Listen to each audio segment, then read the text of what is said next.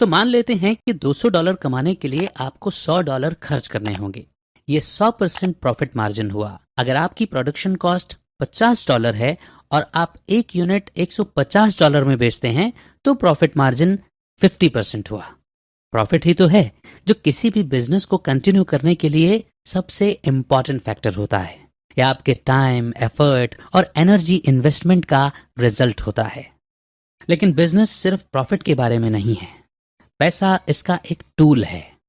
अगर आपका profit figure बहुत बड़ा नहीं है तब भी आप एक संतुष्ट और खुश बिजनेसमैन हो सकते हैं। हम कॉन्सेप्ट ऑफ सफिशिएंसी की बात कर रहे हैं। आइए इस कहानी से ये समझते हैं। एक बार एक कंपनी का सीनियर एम्प्लॉय छुट्टियां मनाने गया। उसके डॉक्टर ने उसे ब्रेक लेने की सलाह दी थी, इसीलिए वो एक छोटे से गांव में हरियाली और शांति के बीच कुछ समय बिताने चला गया। एक दिन वो वॉक पर निकला। नदी किनारे चलते चलते उसकी नजर एक मछली पकड़ने वाले पर पड़ी। वो अभी अभी मछलियां पकड़कर अपनी बोट के साथ लौट रहा था। उसने कई बड़ी बड़ी मछलियां पकड़ी थीं। इतनी अच्छी क्वालिटी की मछलियां पकड़ने के लिए उस आदमी ने मछुआरे की बहुत तारीफ की। उसने पूछा, सर, इन्हें पकड़ने में आपको कितना समय लगा? ज्यादा नहीं, मछुआरे ने कहा। आप कुछ देर रुककर और मछलियां क्यों नहीं पकड़ लेते? उस व्यक्ति ने पूछा। मैं अपने परिवार का पेट भरने जितना कमा लेता हूं, मछुआरे ने कहा। तो फिर आप बाकी समय में क्या करते हैं? उस आदमी ने पूछा। मैं अपने बच्चों के साथ खेलता हूं, बीवी के साथ समय बिताता हूं, अपने दोस्तों से गप मारने जाता हूं, मछुआरे ने जवाब दिया। सर, मैंने हार्वर्ड यूनिवर्सिटी से एमबीए किया है। मैं आपकी मदद कर सकता हूं। आपको थोड़ी और देर मछलियां पकड़नी चाहिए। ज्यादा प्रॉफिट से आप और बोट खरीद पाएंगे। बीच में किसी आदमी के जरिए मछलियां बेचने की बजाय आप सीधे कस्टमर को बेच सकते हैं। फिर आप अपनी फैक्ट्री भी शुरू कर सकते हैं। आप मछलियों को कैन में पैक करके ग्रोसरी स्टोर में भी बेच सकते हैं। अगर आपने सब ठीक से मैनेज किया तो आप इस छोटे से गांव से निकलकर एक बड़े शहर में रह पाएंगे। आपकी लाखों में कमाई होगी। अच्छा, और इन सब में कितना वक्त लगेगा? मछुआरे ने पूछा। 15 से 20 साल या शायद 25 साल भी लग सकते हैं, उस आदमी ने कहा। ओह, फिर उसके बाद क्या होगा? मछुआरे ने सवाल किया।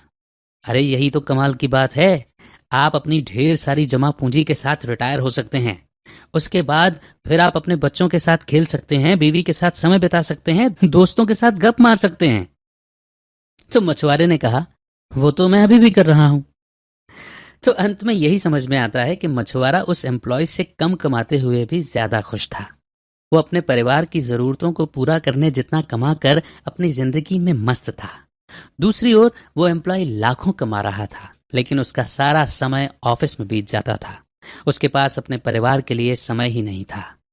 इसने उसे थका दिया था, बीमार कर दिया था, जिस वजह से डॉक्टर ने उसे रिलैक्स करने की सलाह दी थी। इसी का मतलब होता है सफिशिएंट होना, यानी काफी होना। सिर्फ लाखों कमाने से बिजनेस सक्सेसफुल नहीं होता। आपको उतने ही प्रॉफिट की जरूरत है जिससे आप ठीक से बिजनेस चला सकें और अपने परिवार की जरूरतों को पूरा कर सकें। बचे हुए समय में आप इस जीवन का आनंद ले सकते हैं। अभी तो आप इस दौड़ती हुई दुनिया में इतने बिजी हैं कि आपके पास ढलते हुए सूरज को देखने का भी वक्त नहीं है। लेकिन कहीं ऐसा ना हो कि आपको ये भी पता ना चले कि काम करते करते न जाने कब जिंदगी की शाम हो गई। क्योंकि एम्प्लॉयज और कॉन्ट्रैक्टर्स को महीने के अंत में पैसे दिए जाते हैं। तो आप हर महीने के खर्चों को कैलकुलेट कर सकते हैं। जब तक खर्चों के बाद बचा हुआ प्रॉफिट आपकी जरूरतों को पूरा कर सके तब तक वो बिजनेस अच्छा है। तो दोस्तों, इसी के साथ ये ऑडियो बुक समरी यहीं पर खत्म होती है, जो कि हमें ये मैसेज तो देती ही है कि बिजनेस करना इतना भी कठिन नहीं है। किसी भी सब्जेक्ट के हमेशा कुछ बेसिक्स होते हैं। अगर उन बेसिक्स को समझ लिया जाए तो उस फील्ड में परफॉर्म करना आसान हो जाता है। अगर बिजनेस करने से डर लगता है या ये सोच है कि यार ये बहुत कठिन होगा, तो शुरुआत में हर काम कठिन होता है और फिर धीरे धीरे आसान हो जाता है। तो आपने बिजनेस के 5 मेजर फैक्टर्स के बारे में जाना, जो हैं value creation, marketing, sales, value delivery और फाइनेंस। आपने iron law of the market के बारे में समझा। कोई भी प्रोडक्ट बनाने से पहले मार्केट रिसर्च करना और ये जानना कि क्या सच में उस प्रोडक्ट की डिमांड है या नहीं, सबसे जरूरी स्टेप है। बिना ऐसा किए प्रोडक्ट को मार्केट में लॉन्च करना बेवकूफ़ी है।